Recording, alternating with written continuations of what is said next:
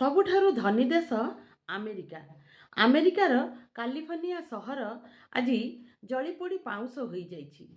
ଏକଥା ଆଜ୍ଞା ଜାଣନ୍ତି, ଗୋଟେ ଛୋଟ ପିଲାର ଅଭିଶାପ ଆଜି ଆମେରିକା ଉପରେ ପଡ଼ିଛି। ଯାହାକି ସେଇ ଛୋଟ ପିଲାଟି ଯେତେବେଳେ କାନ୍ଦି କାନ୍ଦି କହୁଥିଲା, ଭଗବାନଙ୍କ ପାଖରେ ମୁଁ ସବୁ କହିବି। କାରଣ ସେ ଛୋଟ ପିଲାର ହୃଦୟଟି ଯେତେବେଳେ ଜଳୁଥିଲା ସେଇ କଥାଟି କହିଥିଲା।